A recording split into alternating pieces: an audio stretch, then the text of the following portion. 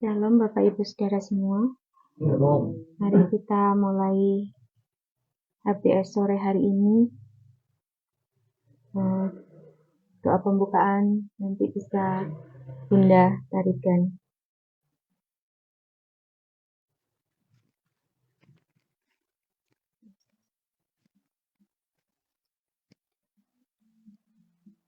Kami mengucap syukur Tuhan, terima kasih kesempatan yang Tuhan berikan pada kami dan buat penyertaan-Mu sehingga kami boleh datang berkumpul di rumah Ibu Lian untuk kami dapat melaksanakan HBS pada saat sore hari ini Tuhan.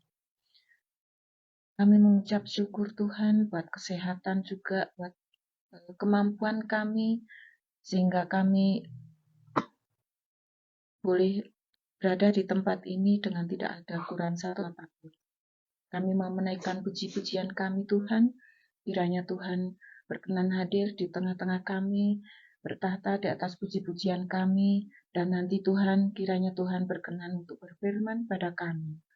Kami ingat Tuhan, saudara-saudara kami yang masih dalam perjalanan Tuhan, tolong Tuhan sertai mereka, tibakan di tempat ini, sehingga boleh bersama-sama dengan kami memuji dan memuliakan nama-Mu Tuhan. Terima kasih Tuhan, dari awal sampai selesainya HBS pada saat sore hari ini, kami serahkan di dalam pimpinan-Mu saja Tuhan. Terima kasih Tuhan, hanya di dalam nama Tuhan Yesus kami alaskan doa kami. Haleluya, amin. Mari kita pujikan pujian yang pertama, peganglah tanganku Roh Kudus setiap hari. Karena saya yakin dan percaya setiap kita tidak akan dapat jalan sendiri tanpa tuntunan kuasa Roh Kudus.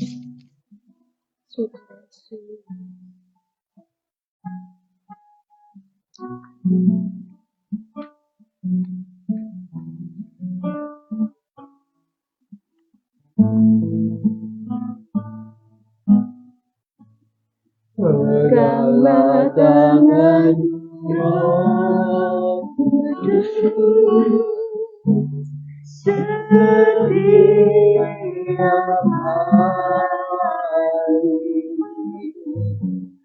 Ku tak dapat jalan sendiri tanpa Roh. Bawalah diriku kepada segala kebenaran, agar ku tidak tersesat mengikuti jalan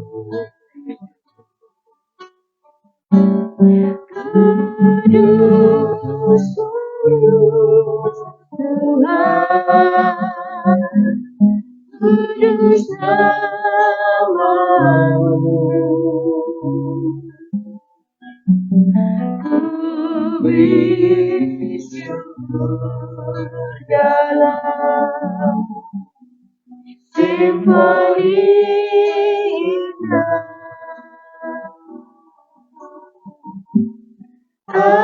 Ajaib, ajaib Tuhan, ajaib namamu. Nama yang dimana Yesus namanya.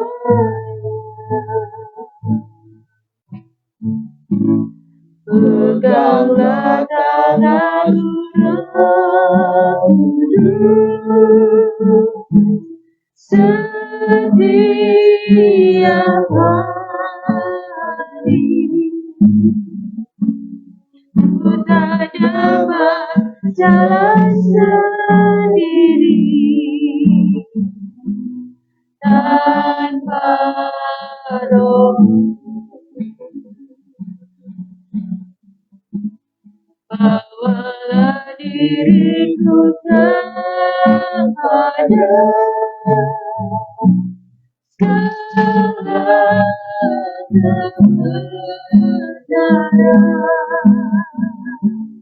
agar ku tidak tersesat, mengikuti jalan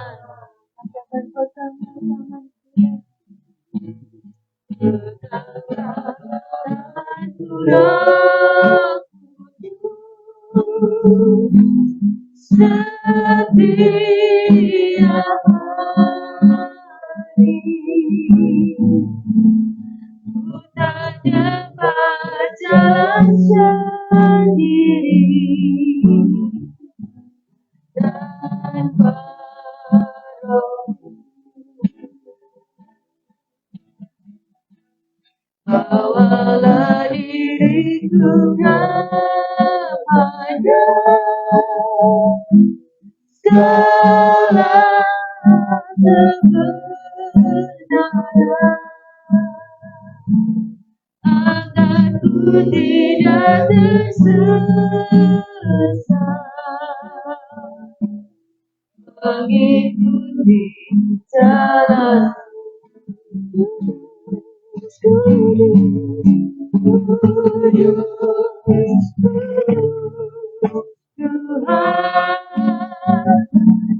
kudus namamu,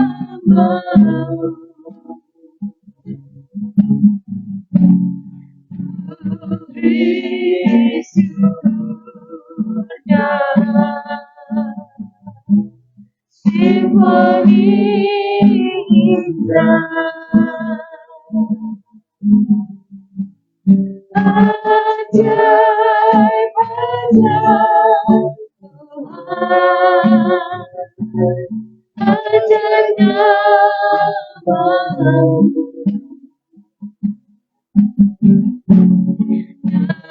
nama yang dimana Yesus namamu kudus namamu,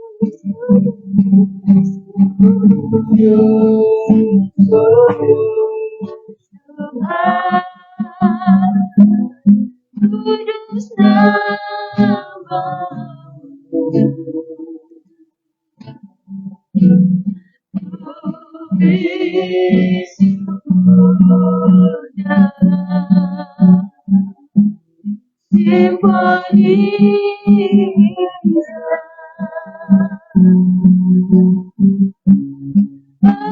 Ajaib, ajaib Tuhan, ajaib namamu,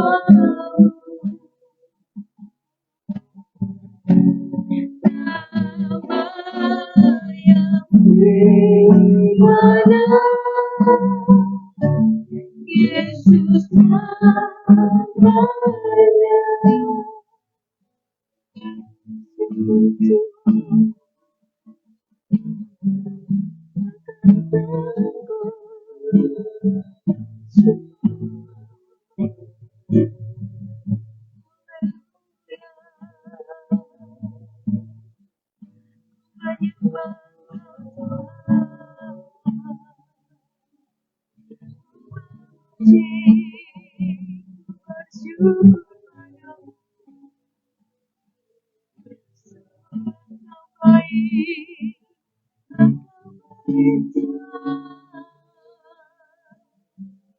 Haleluya, haleluya.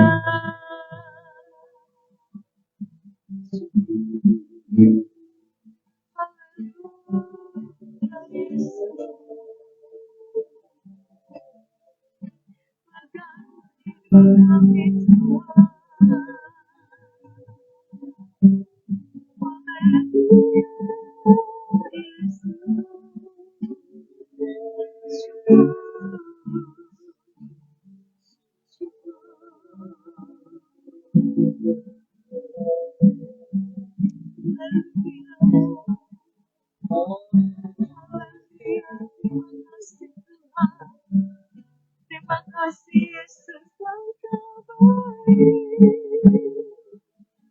Haleluya.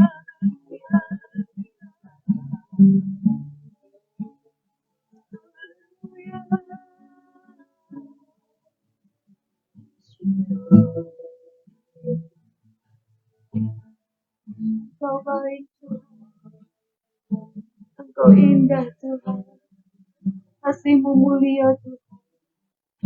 Tiada yang seperti Engkau Tuhan. Syukur menentukan, sungguh tertutup mengerti, lebih dari semua yang ada. Hikmat-Mu tiada tersaingi,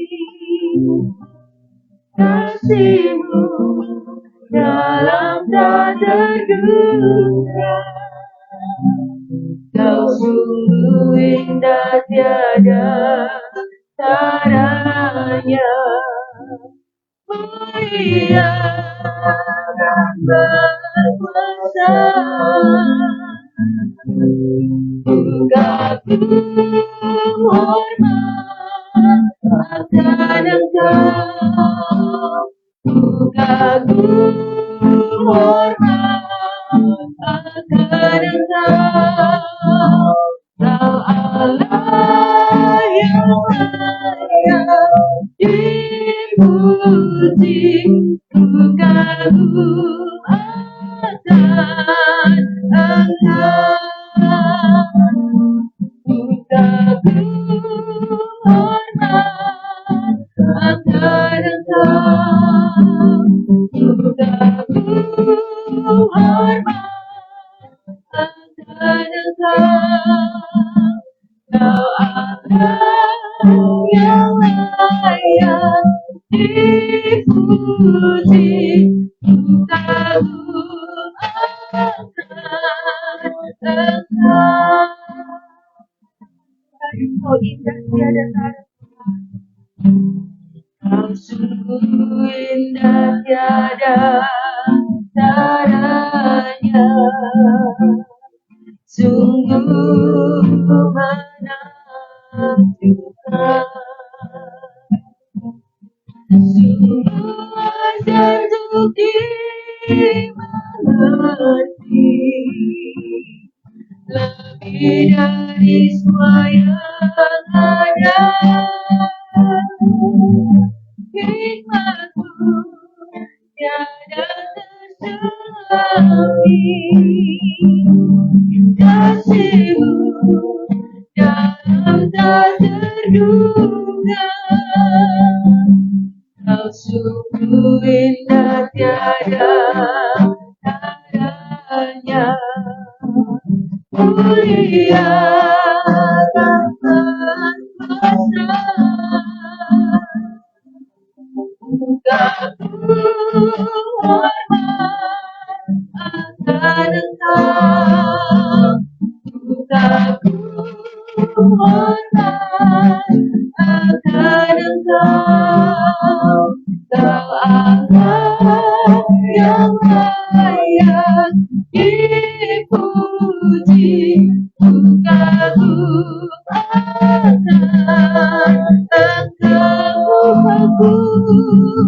Ku kagum hormat akan Engkau, ku kagum hormat akan Engkau. Kau Allah yang layak dipuji, ku kagum akan Engkau.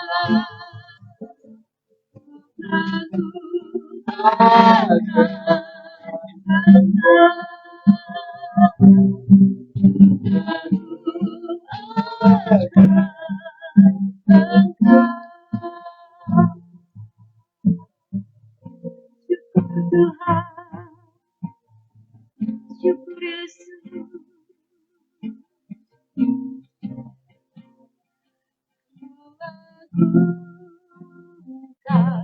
Kau kuagungkan atas seluruh bumi, makhluk sorak pujimu ku agungkan, kau ku agungkan. Oh Yehova, kau ku agungkan, ku agungkan, ku agungkan, kau ku agungkan atas seluruh bumi, makhluk sorak pujimu ku agungkan, kau ku agungkan.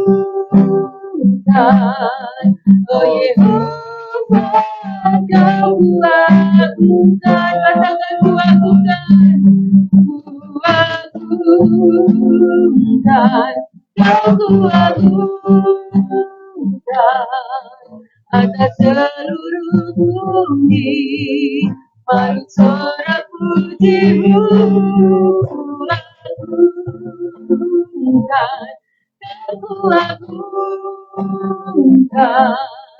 Oh Yehova, kau ku agungkan. Oh Yehova, kau ku agungkan. Oh Yehova, kau ku agungkan.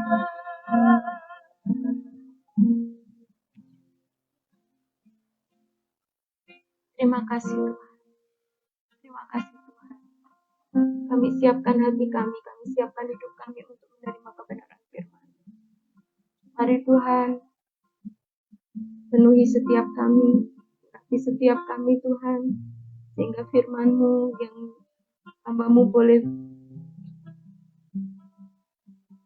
beri pada sore hari ini bisa menjadi kekuatan bagi kami. Terima kasih Bapa. Syukur Yesus. Ya, sungguh indah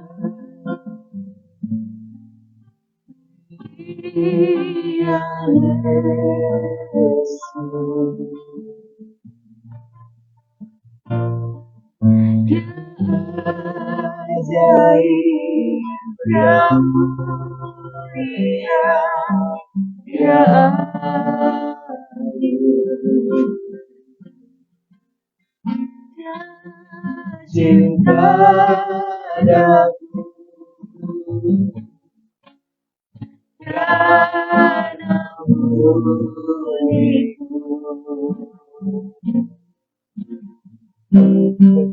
Bahkan rela berikan nyawanya untuk selamatkanku. Yesus, sungguh indah Dia Yesus.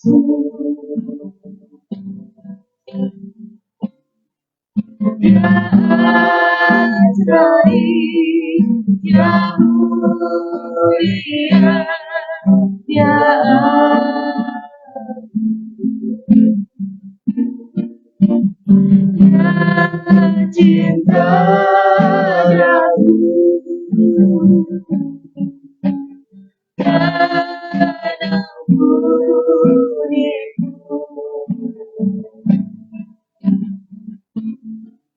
Bahkan rela berikan nyawanya untuk selamatkanku.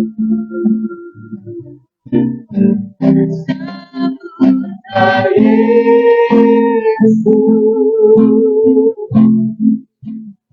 tinggikan Yesus, berikan hormat, pujian dan kuasa Yesus Raja.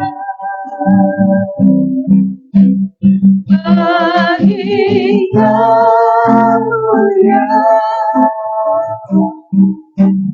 Tuhan, katakan aku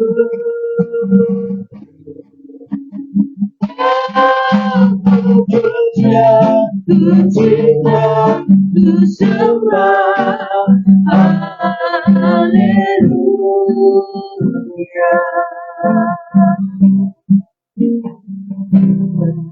Sungguh indah Dia Yesus,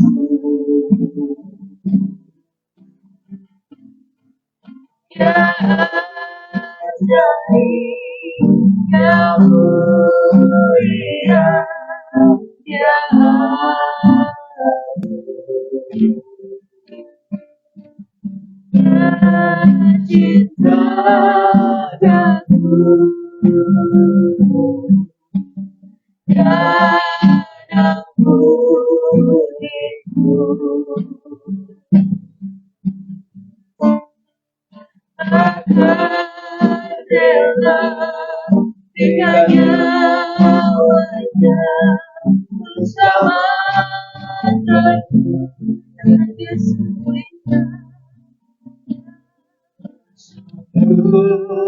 indah. Dia Yesus,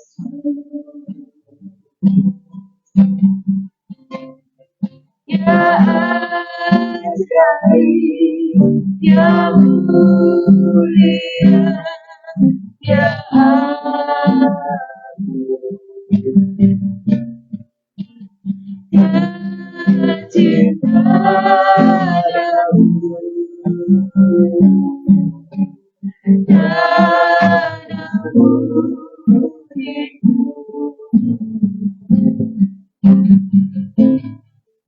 Bahkan rela tinggalnya awalnya bersama Tuhanku.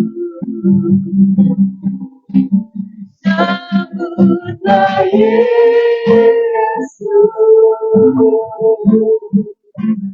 tinggikan Yesus, Dia hormat, pujian dan kuasa, Yesus Raja. Makin mulia, Tuhan kekuatanku. Kau puja, ku cinta, ku sembah, haleluya.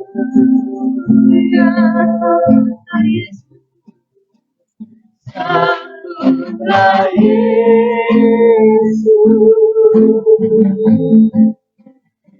tinggikan Yesus, Dia hormat, pujian dan kuasa, Yesus Raja. Makin mulia, Tuhan kekuatanku. Kau puja, ku cinta, ku sembah, haleluya.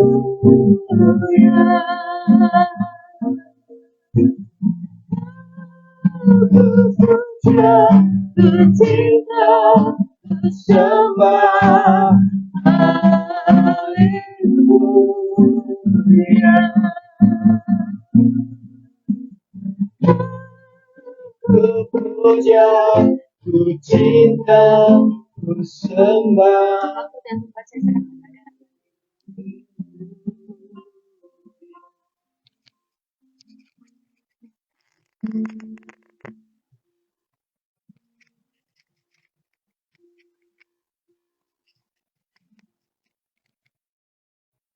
Mari kita berdoa. Bapa di surga, dalam nama Tuhan Yesus, terima kasih pada kesempatan sore hari ini hadir di tempat Ibu Lian Engkau hadir di tengah kami, membimbing kami, sebentar mengurapi, membawa firman sehingga firman yang ditaburkan dapat berguna bagi semuanya. Terima kasih Tuhan, Kau kawal dari awal pertengahan hingga akhir firman ini ditaburkan. Kami serahkan doa ini hanya di dalam nama Tuhan Yesus Kristus. Haleluya, haleluya, amin.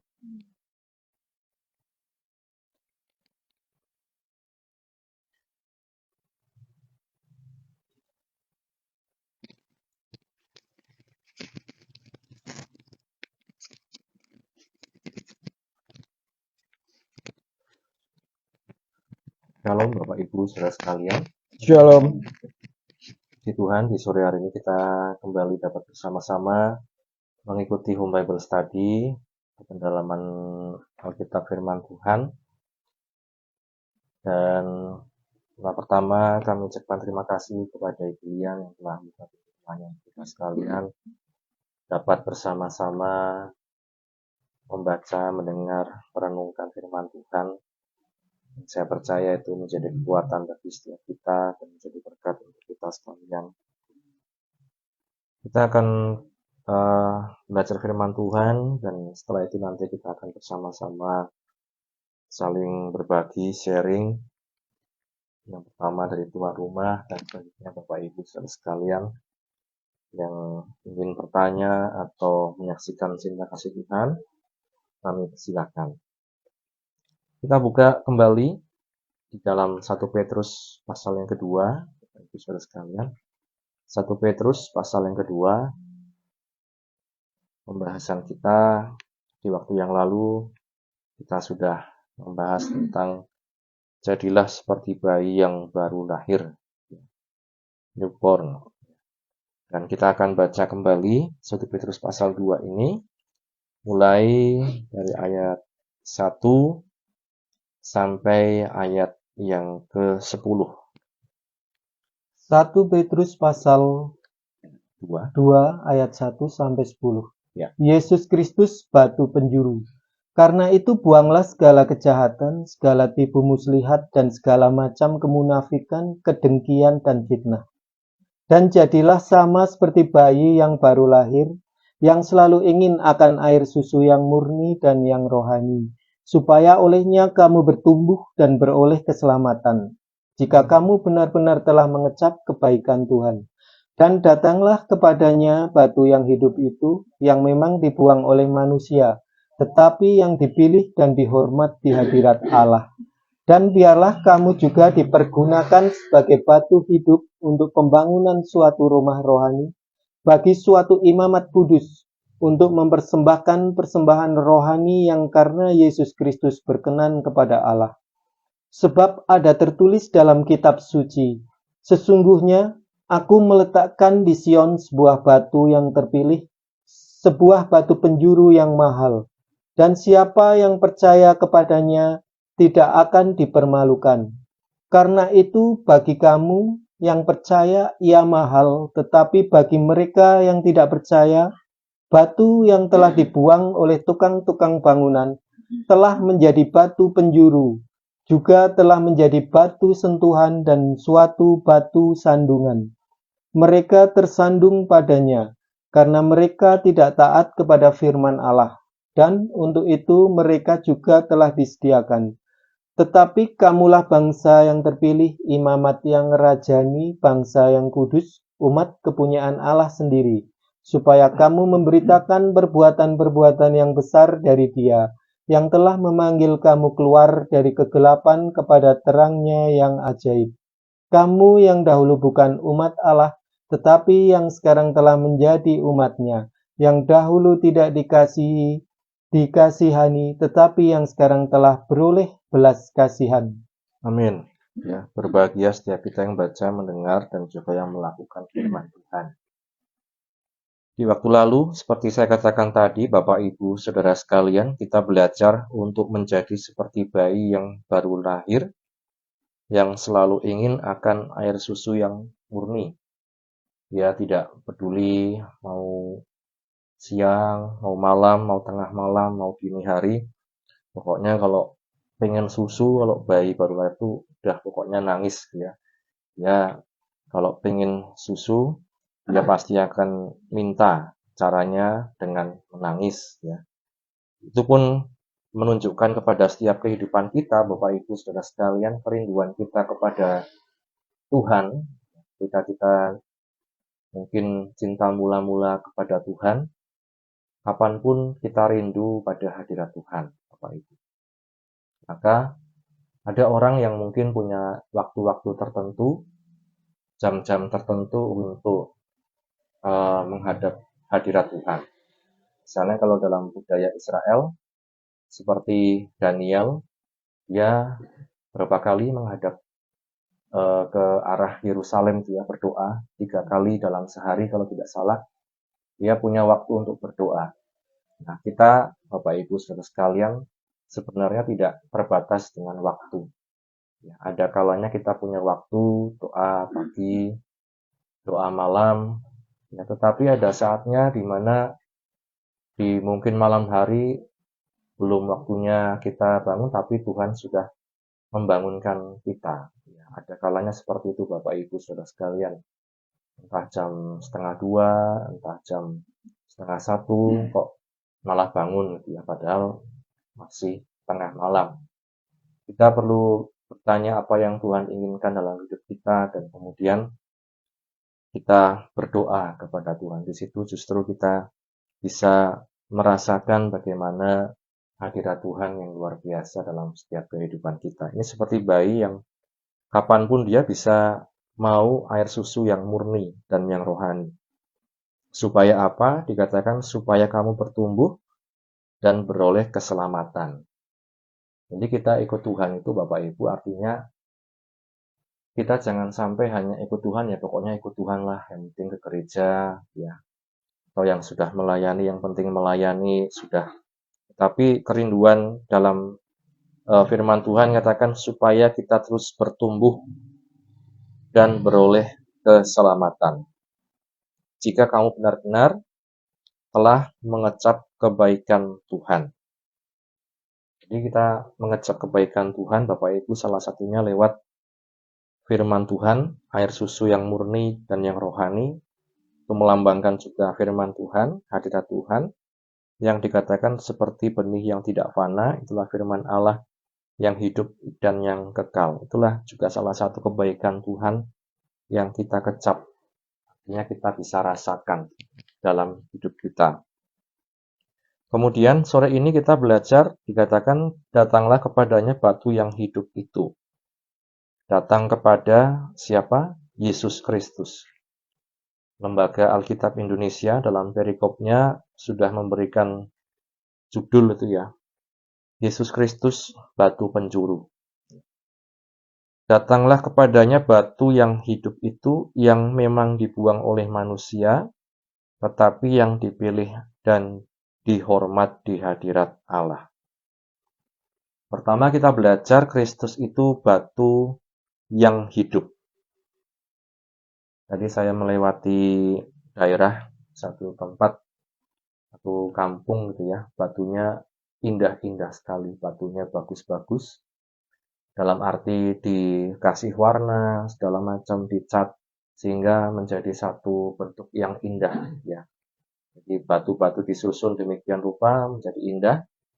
Tetapi satu hal, seindah apapun batu itu adalah batu yang mati. Mau dicat, mau diberi aksesoris apapun, itu batu yang mati. Tetapi di sini firman Tuhan katakan Kristus, Tuhan Yesus Kristus itulah batu yang hidup, yang memang dibuang oleh manusia, tetapi yang telah dipilih dan dihormat di hadirat Allah. Kalau kita membaca Bapak Ibu saudara sekalian, bagaimana kita belajar dari Kristus? Yang pertama batu. Batu itu Bapak Ibu sesuatu yang keras, sesuatu yang digunakan biasanya untuk bangunan. Seringkali dalam pernikahan Bapak Ibu kita membaca ayat ini, ya. Di Matius pasal yang ke-7. Matius 7 ayat 24 sampai 27. Dua macam dasar. Matius pasal 7 ayat 24 sampai 27. Dua macam dasar. Setiap orang yang mendengar perkataanku ini dan melakukannya, ia sama dengan orang yang bijaksana yang mendirikan rumahnya di atas batu. Kemudian turunlah hujan dan datanglah banjir, lalu angin melanda rumah itu, tetapi rumah itu tidak rubuh sebab didirikan di atas batu. Tetapi setiap orang yang mendengar perkataanku ini dan tidak melakukannya, ia sama dengan orang yang bodoh yang mendirikan rumahnya di atas pasir. Kemudian turunlah hujan dan datanglah banjir, lalu angin melanda rumah itu, sehingga rubuhlah rumah itu dan hebatlah kerusakannya. Ya, di sini kita belajar apa Bapak Ibu? Dikatakan mendirikan rumah di atas batu, yang dimana ketika turun hujan, datang banjir, angin melanda rumah itu tidak roboh, sebab didirikan di atas batu. Sebaliknya dikatakan kalau mereka yang mendirikan di atas pasir, jika turun hujan, datang banjir, lalu angin melanda rumah itu, robohlah rumah itu dan hebatlah kerusakannya. Kita yang pernah ke pantai, mungkin Bapak Ibu, yang pernah melihat bagaimana ada tempat-tempat untuk berteduh, dibangun pengelola pantai itu di atas pasir. Satu saat kalau ada gelombang besar, kalau ada angin, itu bisa rubuh. Tetapi kalau mendirikan di atas batu, artinya ketika kemudian turun hujan, datang banjir, angin melanda rumah itu tidak roboh, sebab didirikan di atas batu. Nah, Tuhan Yesus Kristus dikatakan dia adalah batu yang hidup. Kemudian dia juga adalah batu penjuru. Yang menarik di sini batu yang hidup, kalau kita melihat tadi dikatakan dia batu yang hidup yang dibuang oleh manusia, tetapi yang dipilih Allah dan dihormati di hadirat Allah. Ini Bapak Ibu, kita belajar dari Yesus itu ternyata dalam kehidupannya dia bukan kemudian langsung diterima oleh orang di sekitarnya. Mungkin juga Bapak Ibu Saudara sekalian kalau kita hidup di dalam zaman Yesus, kita bisa saja tidak percaya kepada Yesus. Bisa saja. Karena apa? Kalau dalam Yesaya katakan 53, dia tidak tampan, rupanya pun kepada kita tidak masuk hitungan, dan lain sebagainya. Bisa saja kita kalau hidup di masa itu, bisa saja juga tidak menerima Yesus. Maka dikatakan Yesus ini sebenarnya ketika dia datang ke dalam dunia, justru ada penolakan, Bapak Ibu. Kita melihat di Injil Yohanes pasal 1, Yohanes 1 ayat yang ke-1 mulai, sampai ayat yang ke-14. Yohanes pasal 1 ayat 1 sampai 14. Firman yang telah menjadi manusia.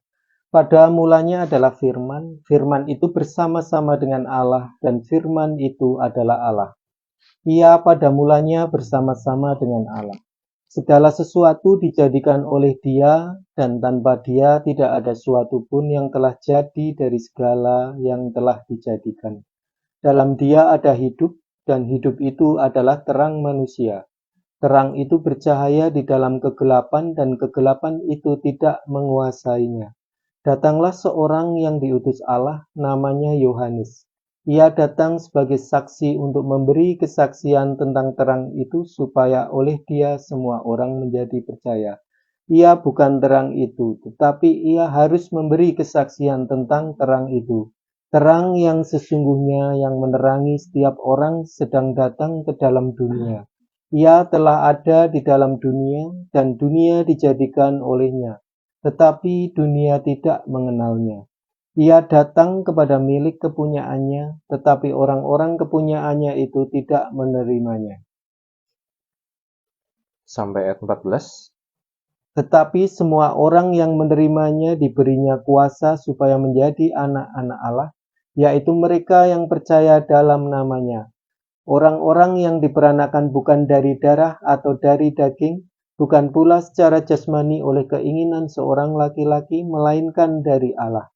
Firman itu telah menjadi manusia dan diam di antara kita, dan kita telah melihat kemuliaannya, yaitu kemuliaan yang diberikan kepadanya sebagai anak tunggal Bapa, penuh kasih karunia dan kebenaran.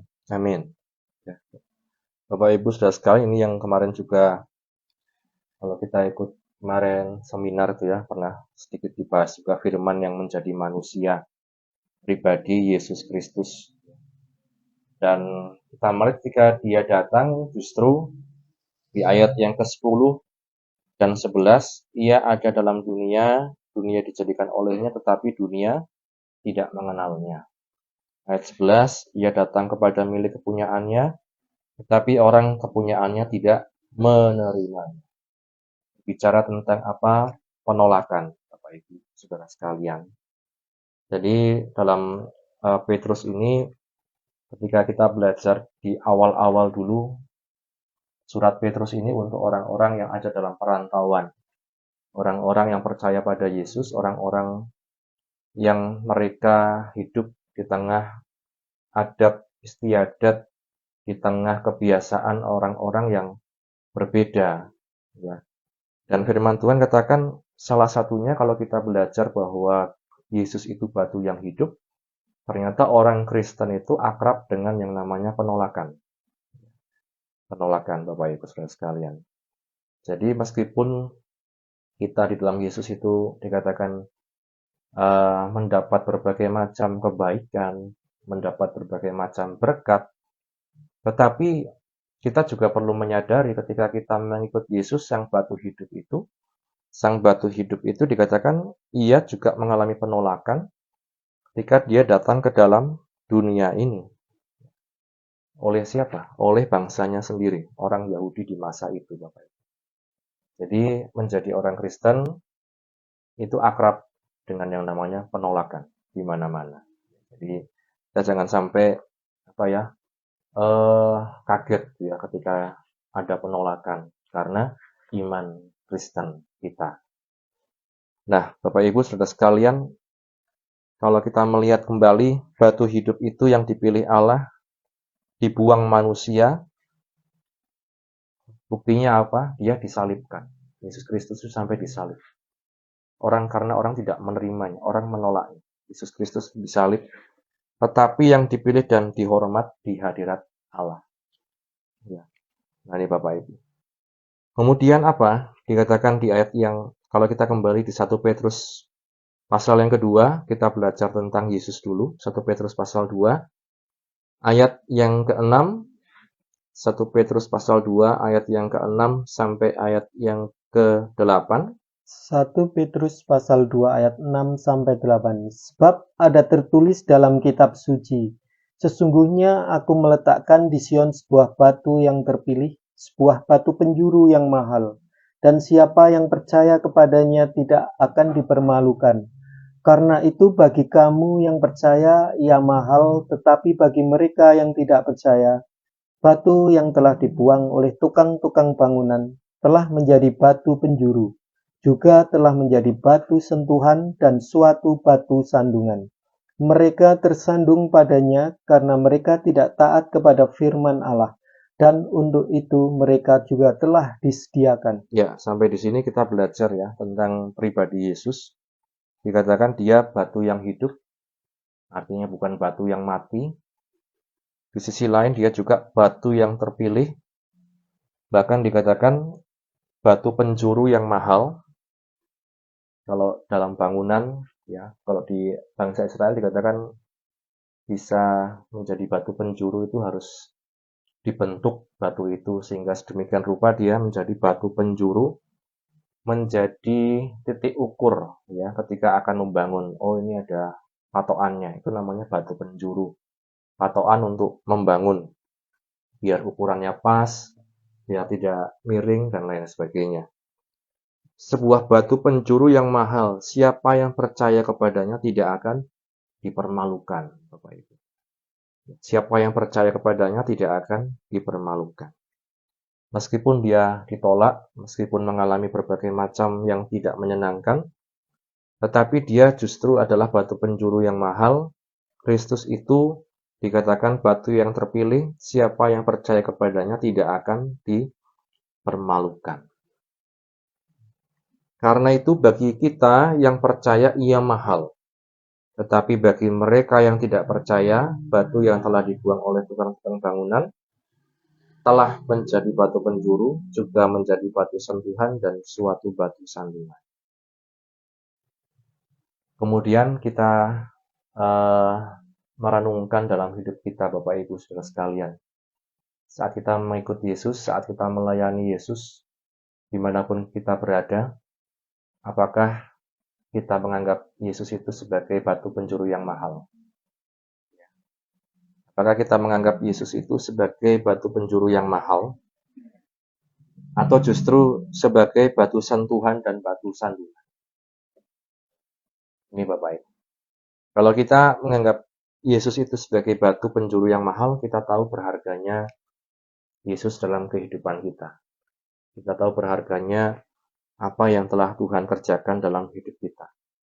Kita tahu menghargai misalnya waktu, misalnya ibadah, misalnya pelayanan, misalnya apapun yang kita kerjakan. Firman Tuhan katakan kalau kita menghargai Dia sebagai batu penjuru yang mahal, maka kita bisa menghargai setiap waktu yang Tuhan berikan dalam hidup kita. Menghargai setiap firman yang Tuhan berikan dalam hidup kita. Sebaliknya, orang yang tidak percaya kepada firman Allah, tidak taat, kan, mereka tersandung kepada Yesus.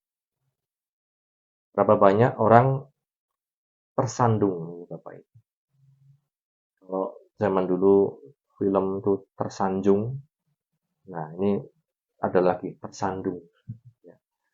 Tersandung bukan karena hal lain, tapi karena firman Tuhan. Tersandung karena firman Tuhan, Bapak Ibu saudara sekalian. Kita dalam hidup ini, apakah dikatakan kita bisa menganggap Yesus itu sebagai batu penjuru yang mahal? Kita hargai apa yang Yesus katakan, apa yang Yesus firmankan, sehingga tidak tersandung, tidak mudah tersandung dalam hidup ini, Bapak Ibu. Nah, ini kan yang dialami mereka yang tidak percaya dan tidak taat kepada firman Allah. Ketika mereka bertemu dengan firman Tuhan, mereka justru tersandung, kecewa. Oh, ini bukan firman buat saya, misalnya. Ini firman buat si A, si B. Ini bukan firman buat saya. Ya, kalau firman buat saya itu yang enak-enak, yang bagus-bagus, yang seperti kata-kata mutiara. Tetapi kalau firmannya mungkin menegur, mungkin mengoreksi kehidupan kita, oh ini bukan saya. Jadi tersandung. Nah, bagi kita, dan ini menjadi harapan bagi setiap kehidupan orang percaya, Yesus itu menjadi batu penjuru yang mahal. Kita bisa melihat segala sesuatu hidup kita dari Yesus. Dia menjadi tolak ukur. Firman-Nya itu menjadi tolak ukur, sehingga kita tidak mudah tersandung. Itu yang kita kenal dari pribadi Yesus. Kemudian Petrus katakan bukan hanya Yesus, tapi kita juga adalah batu-batu yang hidup. Di 1 Petrus 2 ayat yang ke-5. 1 Petrus pasal 2 ayat 5. Dan biarlah kamu juga dipergunakan sebagai batu hidup untuk pembangunan suatu rumah rohani bagi suatu imamat kudus, untuk mempersembahkan persembahan rohani yang karena Yesus Kristus berkenan kepada Allah. Ayat 9 dan 10. Ayat 9 dan 10. Tetapi kamulah bangsa yang terpilih, imamat yang rajani, bangsa yang kudus, umat kepunyaan Allah sendiri, supaya kamu memberitakan perbuatan-perbuatan yang besar dari Dia, yang telah memanggil kamu keluar dari kegelapan kepada terang-Nya yang ajaib. Kamu yang dahulu bukan umat Allah, tetapi yang sekarang telah menjadi umat-Nya, yang dahulu tidak dikasihani, tetapi yang sekarang telah beroleh belas kasihan. Ya, sekarang bukan hanya Yesus yang dikatakan sebagai batu hidup. Sekarang Petrus katakan kita. Ya, biarlah kamu juga dipergunakan sebagai batu hidup untuk pembangunan suatu rumah rohani. untuk pembangunan suatu rumah rohani bagi suatu imamat kudus, untuk mempersembahkan persembahan rohani yang karena Yesus Kristus berkenan kepada Allah. Nah, ini Bapak Ibu saudara sekalian. Kalau kita bayangkan seperti rumah, ya tidak terdiri dari satu batu bata saja, tapi dari banyak batu-batu yang digunakan. Batu-batu itu digunakan, ditumpuk-tumpuk. Tidak ada batu yang kemudian bisa kita klaim ini batu yang terbaik. Karena kalau kita lihat rumah Bapak Ibu saudara sekalian, apakah kita bisa mengatakan kalau para tukang ya mengatakan di antara sekian ratus batu ini batu yang paling hebat, ini batu yang paling bagus, ini batu yang paling kuat. Tidak ada Bapak Ibu saudara sekalian. Kalau membangun rumah, entah batunya yang mana, nomor berapa, itu semua digunakan untuk membangun rumah. Itu semuanya saling berdekatan satu sama yang lain untuk apa? Saling mengikat, saling membangun. Maka dikatakan, hendaklah setiap kehidupan kita juga dipergunakan sebagai batu yang hidup untuk pembangunan suatu rumah rohani bagi imamat kudus, untuk mempersembahkan persembahan rohani yang karena Yesus Kristus berkenan kepada Allah. Jadi bangunannya itu bangunan rumah rohani yang tidak sembarangan, tetapi karena Yesus Kristus berkenan kepada Allah. Karena Yesus Kristus berkenan kepada Allah. Siapakah kita? Apakah kita semua orang baik, orang yang kuat, orang yang hebat? Firman Tuhan katakan, kamulah bangsa yang terpilih, imamat yang rajani, bangsa yang kudus, umat kepunyaan Allah sendiri, supaya kamu memberitakan perbuatan besar dari Dia yang telah memanggil kamu keluar dari kegelapan kepada terangnya yang ajaib. Ayat 10, kamu yang dahulu bukan umat Allah, tetapi yang sekarang telah menjadi umatnya. Yang dahulu tidak dikasihani, tetapi yang sekarang telah beroleh belas kasihan. Di dalam Yesus sama Bapak Ibu. Kita dahulu bukan siapa-siapa. Kepada jemaat di Korintus, Rasul Paulus katakan, kalau dihitung-hitung tidak banyak orang yang terdidik, tidak banyak orang yang berpengaruh, tidak banyak orang yang hebat, tetapi justru yang lemah dari Allah dipilih untuk apa? Kita baca saja ya, 1 Korintus pasal yang pertama.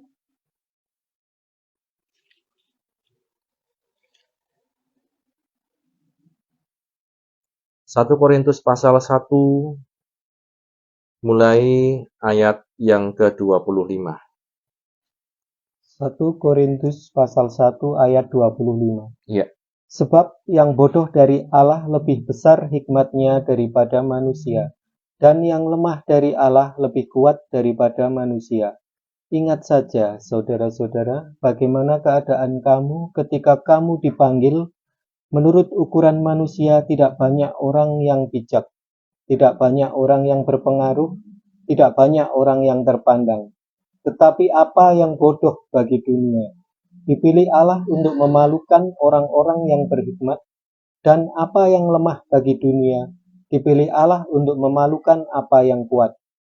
Dan apa yang tidak terpandang dan yang hina bagi dunia, dipilih Allah, bahkan apa yang tidak berarti, dipilih Allah untuk meniadakan apa yang berarti, supaya jangan ada seorang manusia pun yang memegahkan diri di hadapan Allah. Amin. Ya. Dikatakan kepada jemaat Korintus, Paulus katakan menurut ukuran manusia, ketika mereka dipanggil jemaat Korintus, menurut ukuran manusia tidak banyak orang yang bijak. Orang yang bijak seperti orang Yunani itu ya. Tidak banyak orang yang berhikmat. Tidak banyak orang yang berpengaruh. Tidak banyak orang yang terpandang. Tentang berpengaruh, terpandang ini Bapak Ibu di dunia ini sangat penting. Berpengaruh, menjadi orang berpengaruh, menjadi orang terpandang. Kalau hidup di dunia ini sangat penting. Tadi siang saya mengikuti satu hajatan ya, resepsi di Adipura ya, salah satu anak anggota DPRD. Ya, di sana banyak orang Kalau ukuran dunia ini banyak orang berpengaruh, banyak orang terpandang, anggota DPRD, caleg, kemudian bupati, mantan bupati, dan lain sebagainya, Bapak Ibu. Kalau menurut ukuran dunia, ini yang hebat. Pestanya hebat, ya, dan lain sebagainya. Tetapi kalau kita renungkan di dalam Tuhan, Bapak Ibu saudara sekalian, apa yang hebat? Barang siapa bermegah, kalau dalam satu firman di ayat apa ya saya lupa, hendaklah ia bermegah karena ia mengenal Tuhan. Barang siapa mau bermegah, hendaklah ia bermegah di dalam Kristus. Berapa banyak orang berpengaruh dan terpandang yang mereka bisa mengerti, percaya, memahami bahwa Yesus adalah Tuhan dan juru selamat manusia misalnya.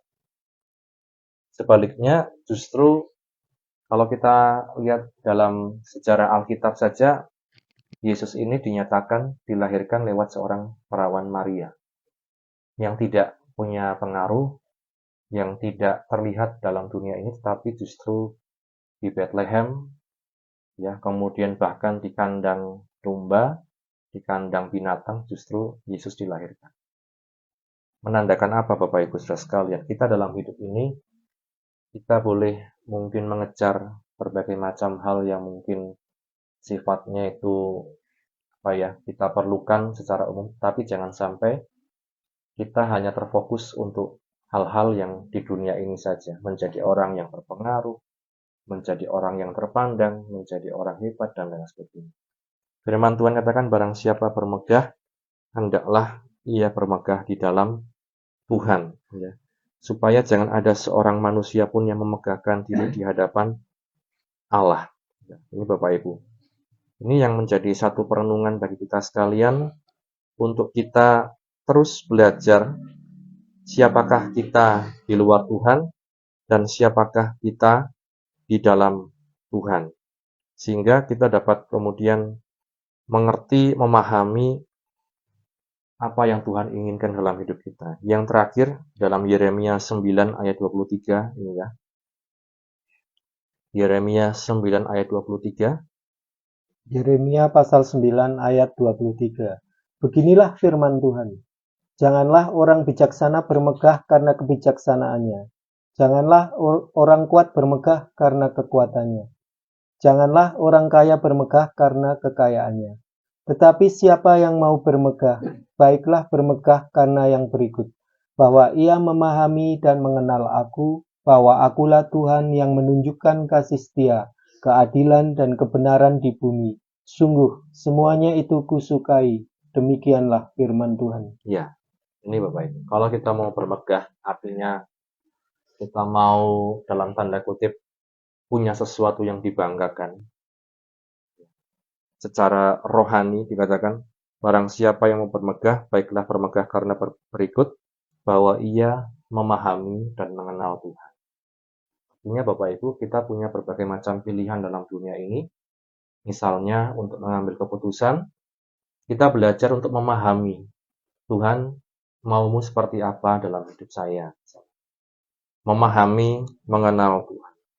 Bahwa Tuhanlah yang menunjukkan kasih setia, keadilan, kebenaran, sungguh semuanya itu kesukaan. Kalau kita hubungkan dengan 1 Petrus pasal 2, memahami dan mengenal Tuhan artinya kita belajar memahami dan mengenal pribadi Tuhan Yesus Kristus. Meskipun dia mengalami penolakan, tetapi dia justru menjadi batu yang hidup. Kita pun dalam hidup ini bisa mengalami penolakan. Orang Kristen tidak alergi dengan penolakan, tetapi di sisi lain dalam Tuhan dikatakan kita punya satu posisi sebagai anak-anak Allah. Kita belajar mengenal Kristus dan kita digunakan untuk terus dibangun sesuai dengan kehendak Tuhan yang sejati. Kiranya firman Tuhan ini menjadi kekuatan bagi kita terus melangkah maju bersama dengan Tuhan, dan kita belajar untuk tidak bermegah hanya karena hal-hal yang sementara dalam dunia ini. Tuhan Yesus memberkati. Demikian Bapak Ibu saudara sekalian, dan kita akan sama-sama masuk dalam sharing. Yang pertama, kami berikan kesempatan kepada tuan rumah di tempat ini. Kemudian kami silakan. Selamat sore semuanya. Sorry. Salam. Salam. Terima kasih sudah berkenan untuk hadir di tempat kami. Saya sangat bersyukur Bapak Ibu menyempatkan waktunya untuk datang ke tempat ini. Kiranya sore hari ini kita dibangun oleh firman dengan luar biasa, membuat iman kita menjadi semakin kuat. Dan terima kasih Bapak Gembala untuk penasehat kita yang lainnya. Tuhan Yesus memberkati. Terima kasih Julian. Sambutannya untuk kita sekalian. Tuhan Yesus yang memberkati. Silakan Bapak Ibu yang mau sharing, yang mau bertanya tentang firman Tuhan, kami persilakan. Saya mau tanya tentang kalau Tuhan itu kan waktu dia di kayu salib itu kan ada tulisan Injil baca orang Yahudi. Nah, sebenarnya apa sih bedanya agama Yahudi itu agama kah atau gimana? Karena kok sepertinya kok berbeda dengan Kristen. Mungkin bisa dijawab. Oh iya. Ya. Secara umum saja ya, biar tidak terlalu panjang. Yahudi itu satu apa ya, bisa dibilang satu bangsa ya, Yahudi. Terus kemudian kalau secara adat istiadat agama ada yang namanya Yudaisme gitu ya, tentang keyahudian. Itu praktek yang diberikan atau yang dikerjakan oleh bangsa Israel di masa itu. Ahlinya sebenarnya Pak Bambang kemarin, karena sering ke sana. Jadi hubungannya apa? Karena kita percaya dalam Tuhan. Ada ayat di Yohanes pasal 4 ya. Yohanes pasal 4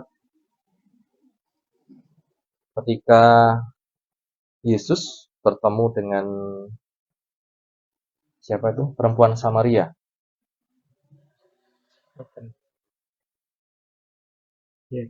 Ya, betul ya.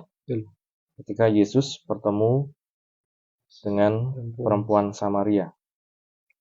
Yesus pernah mengatakan ini.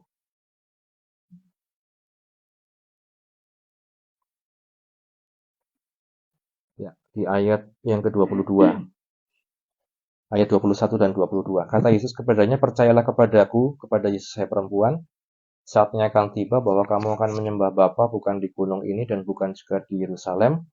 Kamu menyembah apa yang tidak kamu kenal, kami menyembah apa yang kami kenal, sebab keselamatan datang dari bangsa Yahudi. Ya, bisa dibilang Yahudi itu bangsa ya, dihubungkan dengan Israel juga. Keselamatan datang dari bangsa Yahudi maksudnya siapa? Yaitu dari Yesus Kristus sendiri. Jika dia datang sebagai manusia, dilahirkan dari suku Yehuda. Ya, ada silsilahnya dan segala macam. Menjadi kemudian, kalau dihubungkan dengan firman Tuhan tadi, justru ketika dia datang sebagai manusia, bangsa itu menolak Yesus. Ya, sebagian besar. Ya. Dan kemudian maka secara singkat ya, keselamatan itu sampai kepada bangsa-bangsa di luar Yahudi, termasuk kita. Nah, mereka yang percaya kepada Yesus Kristus dikatakan mendapat satu jaminan keselamatan hidup yang kekal. Tapi di sisi lain di Roma juga katakan jangan sampai lupa bahwa kita mendapat keselamatan itu justru salah satunya karena penolakan dari bangsa Yahudi.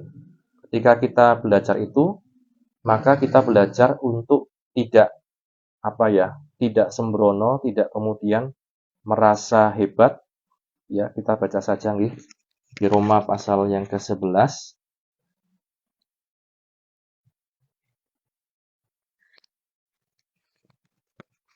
Roma pasal 11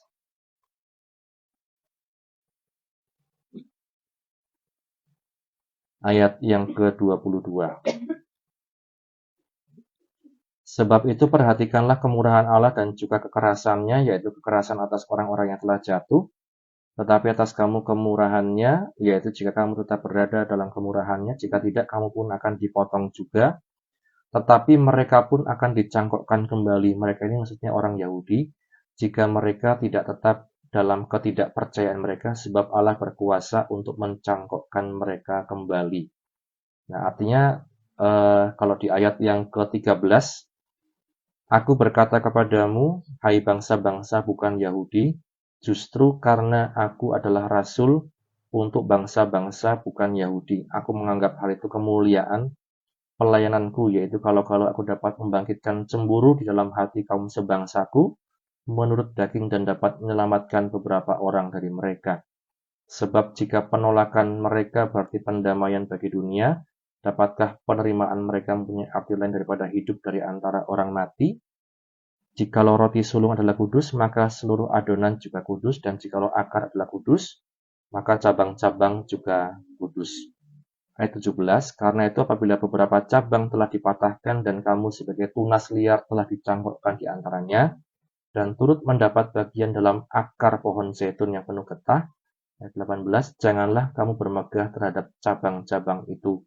Jikalau kamu bermegah, ingatlah bahwa bukan kamu yang menopang akar itu, melainkan akar itu yang menopang kamu. Di sini Paulus menekankan kepada orang Roma jangan bermegah dan kemudian jangan menganggap wah hanya kami yang mendapat keselamatan. Paulus ingatkan bahwa sebenarnya keselamatan itu untuk bangsa Yahudi waktu itu, tapi justru mereka menolaknya, sehingga kita ibarat seperti dari tumbuhan liar dicangkokkan ke akar itu, sehingga kemudian kita mendapat juga keselamatan di dalam Tuhan Yesus Kristus. Tetapi bukan berarti kita menganggap orang Yahudi itu orang yang kemudian di luar Kristus lah gitu ya. Tetapi justru dikatakan kita tidak bermegah, tetapi kita rendah hati. Kita menganggap kalau saya boleh diselamatkan itu semua karena anugerah Tuhan, karena kemurahan Tuhan. Orang Yahudi itu luar biasa. Mereka praktek hidupnya luar biasa. Mereka cara mendidik anaknya luar biasa. Maka dikatakan janganlah kamu lupa mengatakan firman Tuhan ini ketika di tempat tidur, ketika sedang dalam perjalanan, ketika di rumah, ketika melakukan apapun. Itu orang Yahudi selalu ngomong tentang firman Tuhan. Bahkan mereka punya ayat-ayat yang digulung di kepala, di tangan. Ya. Itu orang Yahudi. Tetapi mereka sebagian besar belum mengenal Kristus, belum menerima Kristus sebagai Tuhan dan Juru Selamat. Ya.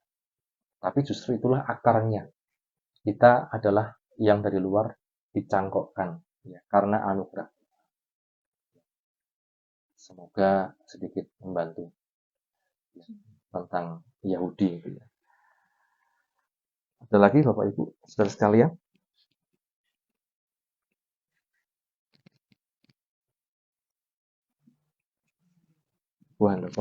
Oh iya.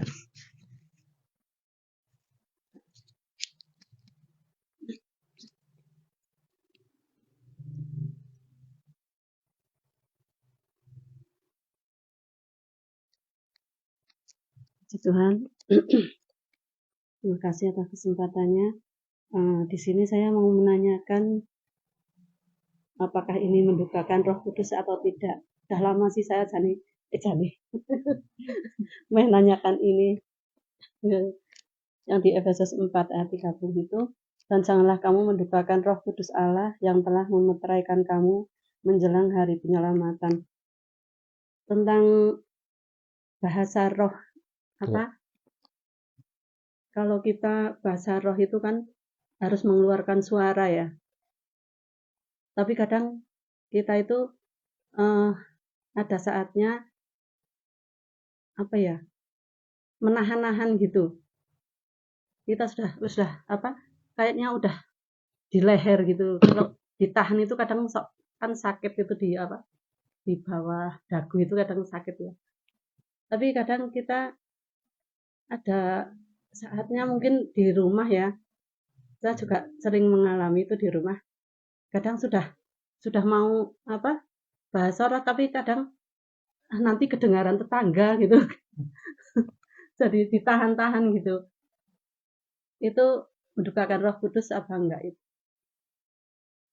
Ya. Kalau apa namanya eh, dalam diri kita itu udah ya dalam penyembahan kita udah mau berbahasa roh tapi ditahan-tahan gitu. Itu aja sih. Terima kasih. Terima kasih, Mbak In. Ya. Ya. Pertama di Efesus 4, kalau kita melihat konteksnya, Bapak Ibu Saudara sekalian, kalau melihat konteksnya nih, janganlah kamu mendukakan Roh Kudus Allah yang telah menceraikan kamu menjelang hari pengamatan. Kalau dalam konteks ini, apa yang mendukakan Roh Kudus? Dikatakan kepahitan, kegeraman, kemarahan, pertikaian, fitnah. Dan kemudian kalau di ayat-ayat sebelumnya, marah, kemudian dusta, kemudian kata-kata kotor, hal-hal yang sia-sia, itu yang mendukakan. Ya, jadi dalam konteks ini, kalau di Efesus 4 ini, segala kepahitan, kegeraman, kemarahan, pertikaian, fitnah itu dikatakan yang mendukakan. Jadi Roh Kudus berduka. Nah, kalau dalam hubungannya dengan tadi ya bahasanya mungkin menahan-nahan. Menahan-nahan jika ada satu dorongan dalam hati kita untuk berbahasa roh, kemudian kita tahan-tahan, apakah mendukakan? Kalau dalam firman Tuhan saya belum menemukan hal itu. Jadi tentang mendukakan karena menahan-nahan. Tetapi satu hal di 1 Tesalonika 5 ayat 19 di sana ada yang namanya jangan padamkan roh. Atau dalam terjemahan lain dikatakan jangan mengekang roh Allah. Jangan mengekang roh Allah, jangan menganggap kemudian di ayat yang ke-20 jangan anggap rendah nubuat-nubuat. Dalam terjemahan lain dikatakan jangan menganggap enteng berita-berita yang diberikan oleh roh Allah, tetapi segala sesuatu harus diuji. Mungkin dalam hubungannya dengan ini mungkin kita bisa hubungkan dengan mengekang ya, agak menahan atau bisa dalam terjemahan baru memadam. Ya. Tetapi saya percaya bukan dengan niat itu ya. Di sisi lain, kalau kita di dalam doa pribadi memang bahasa roh ini kalau Paulus katakan untuk pribadi. Sangat ditekankan untuk pribadi. Ya. Dalam prakteknya Bapak Ibu Saudara sekalian, saya tidak tahu seberapa volumenya Mbak Iin ya mungkin ya. Apakah ketika berbahasa roh sampai tetangga bisa mendengar, ya misalnya seperti itu, saya kira kok tidak sampai saya kira kok tidak sampai kita jerit-jerit atau misalnya sampai ke tetangga mendengar. Kalau ukuran saya pribadi, Bapak Ibu Saudara sekalian, setidaknya sampai telinga kita bisa mendengar sendiri. Sampai telinga kita bisa mendengar sendiri itu maksudnya tentu tidak harus sampai keras-keras. Tapi sampai telinga kita bisa mendengar apa yang kita katakan sendiri. Yang kedua memang kalau dalam 1 Korintus 14 bahasa roh ini sangat membantu kita dalam pribadi kita. Kita lagi lemah, lagi tertekan, lagi ada hal yang tidak bisa kita pikir sendiri. Salah satu jalan keluarnya dalam firman Tuhan ini ya, kita sebagai orang Pentakosta itu berdoa dalam roh, berbahasa roh. Kita pun, saya pribadi bisa mengalami hal itu ya. Maksudnya ketika ada hal-hal yang sangat menekan, tidak tahu doa apa yang harus dinaikkan ya, itu menyembah Tuhan, memuji Tuhan dengan suara yang bisa didengarkan oleh telinga sendiri. Kemudian ada yang meluap dalam hati, benar kata Mbak In tadi, sampai di leher. Nah itu kita katakan saja, ya, keluarkan saja. Dan kalau orang berdoa dalam roh itu Bapak Ibu biasanya tidak bisa dibatasi waktunya. Kalau di gereja itu kan dibatasi ya, kita persekutuan doa setengah jam, 1 jam dibatasi. Ibadah kebaktian minggu pagi dibatasi. Karena kalau di dalam gereja kan seperti kata firman Tuhan, segala sesuatu harus berlangsung dengan sopan dan teratur.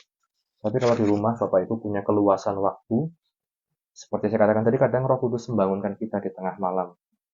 Bahkan dini hari jam 2, jam 3. Nah, kita punya keleluasaan waktu ya untuk kita menyembah Tuhan di situ. Dan saya percaya tidak sampai teriak-teriak dan sampai tetangga datang, ada apa Mbak In? Dan lain sebagainya. Jadi intinya Mbak In tidak mendukakan Roh Kudus. Tapi di sisi lain keluarkan saja, nyatakan saja. Yang penting adalah sampai telinga kita setidaknya mendengar apa yang kita katakan. Semoga membuat lebih tenang kepada Mbak In.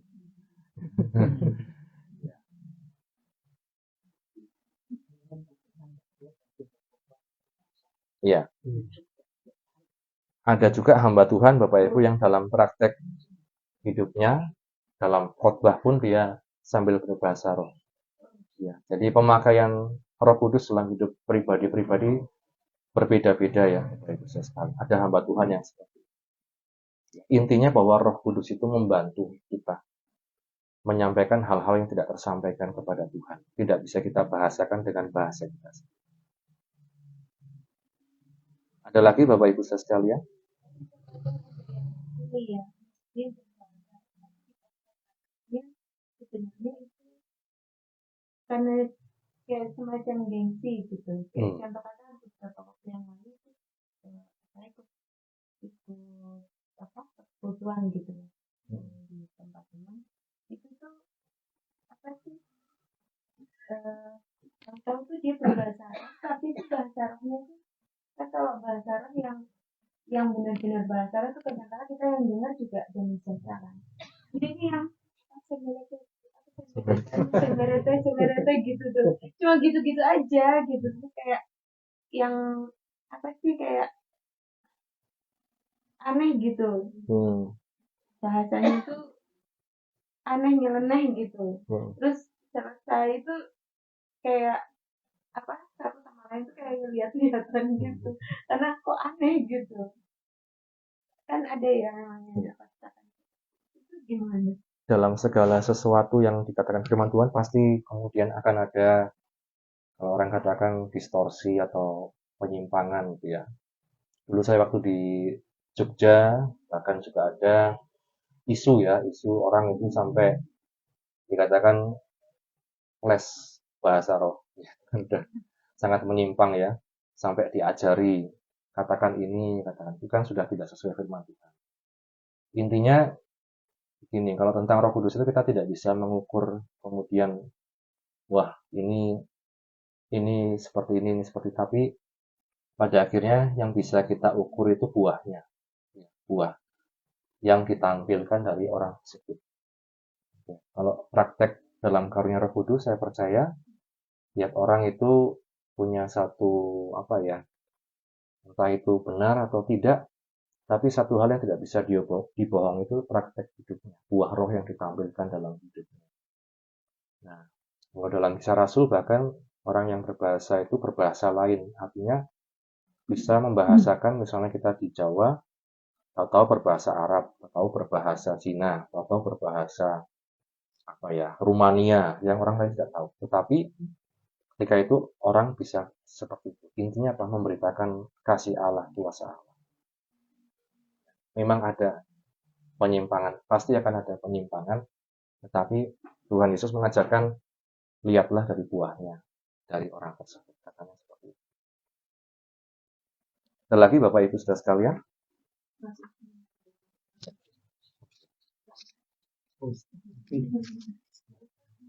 Oh iya. Mic-nya aja mau kita. Iya. Saya pernah membaca ada orang yang menyusun kamus bahasa roh. Itu kan Ya. aneh. Iya. Segala sesuatu yang tidak dijelaskan firman Tuhan mungkin ya, yang tidak sesuai firman Tuhan, mungkin kita bisa, mungkin bukan menghakimi ya, tapi kita bisa memikirkan ulang gitu ya, Bu ya. Oh, ini apakah sesuai firman Tuhan atau tidak? Kalau kayak tadi sampai disusun kamusnya, kok saya kira tidak sampai segitunya loh.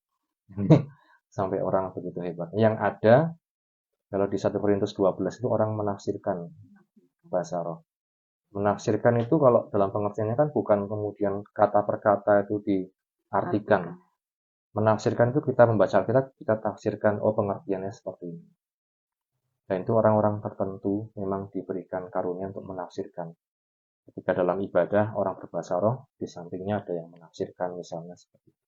Dan itu karunia. Sekali lagi karunia itu diberikan Tuhan, bukan kita yang mau. Sedangkan ada orang mau, saya mau. Ya, tapi karunia itu diberikan Tuhan untuk kepentingan bersama, kata firman Tuhan di Korintus seperti itu. Intinya apakah itu membangun, membuat lebih baik? Nah, itu Bapak Ibu Saudara sekalian.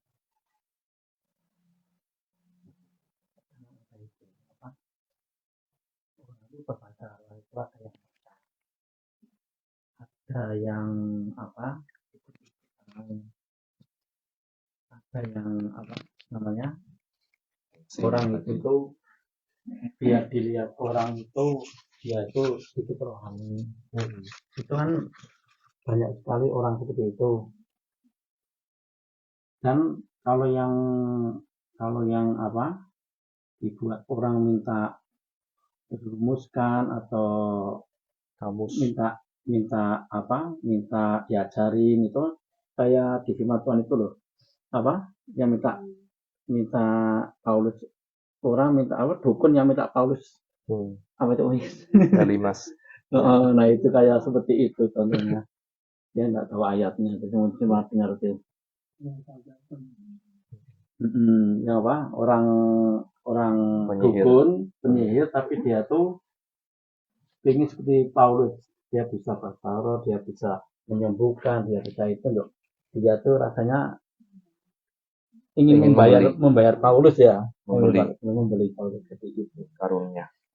Memang basaro itu kalau memang ada yang gergeten, sama ada yang gergeten itu loh, ngomongin loh, gergeten atau yang latah, atau juga ada yang ikut-ikutan, ada yang dianggap orang itu biar sedikit rohani, dia bisa bahasa roh, aku biar bisa lah ikut bahasa roh lah, gitu. Intinya apa yang dia ngomong gitu. Karena menurut saya sih bahasa roh itu kan hanya untuk membangun kita. Intinya itu biar kita tuh lebih dekat sama Tuhan. Intinya kalau saya itu, kalau bernubuat itu kan untuk membangun jemaat. Tapi kalau bahasa roh sih pribadi kita sendirilah gitu. Tapi kalau cuma ikut-ikutan, cuma nanti kalau di mimbar kayak ingin dilihat orang, wah itu rohani ya begitu. Tapi malah dilihat orang yang tahu, oh dia aja perbuatannya aja seperti itu kok bisa berbuah. Bahasa roh itu kan sedikit aneh juga kan. Nah memang benar tadi yang ngomongkan, dilihat buahnya. Buahnya itu buah kasih. Karena kita kan tahu Allah itu kan kasih. Di 1 Yohanes 4 ayat 8 itu kan Allah adalah kasih. Apa yang kita perbuat kalau kita itu kasih, itu ya itu sama Tuhan. Itu aja. Jadinya kalau kita berbuat jelek ya berarti bukan dari Tuhan. Kalau kasih, memang standarnya kasih kita, standarnya Yesus ya. Karena ada kasih, standar dari kasih Buddha, standar dari agama lain. Tapi standar kita sebenarnya kasihnya kasih Yesus sendiri. Yang dia itu menunjukkan dia itu Allah menjadi manusia dan dia mampu melakukan kasih itu. Mengampuni musuh kita. Dia, wong Yesus ada bisa mengampuni, dia itu manusia, berarti kamu tuh juga bisa mengampuni musuh kita. Intinya ya kasih lah. Terima kasih tambahannya Pak. Ya Bapak Ibu Saudara sekalian, orang berbahasa roh itu bukan berarti ilmunya lebih tinggi dari yang lain. Justru kalau dikatakan roh itu membantu kita dalam kelemahan kita. Kita merasa lemah di hadapan Tuhan, kita butuh kekuatan dari Tuhan, Roh Kudus yang membantu kita. Bahasa roh itu bukan untuk pamer-pamer, bukan untuk kayak kesaktian ilmu ya, saya lebih sakti, bukannya. Tapi justru karena kita lemah, kita dikuatkan oleh Roh Kudus. Mungkin demikian, Bapak. Oh iya.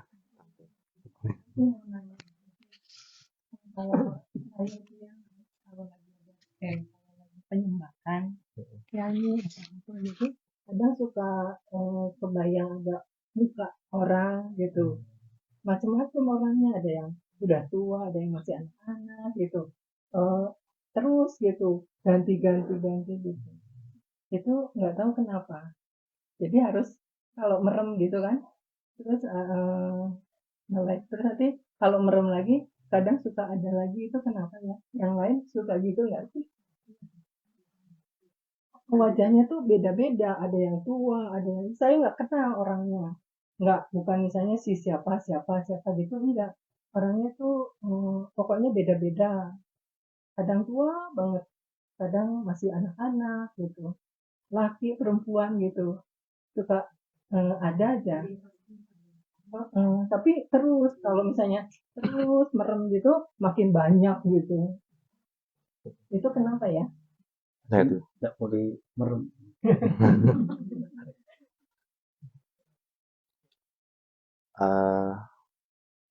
Saya tidak terlalu paham juga. Atau Kalau penyebabnya, kalau secara ini bisa karena kinerja pikiran, salah pikiran.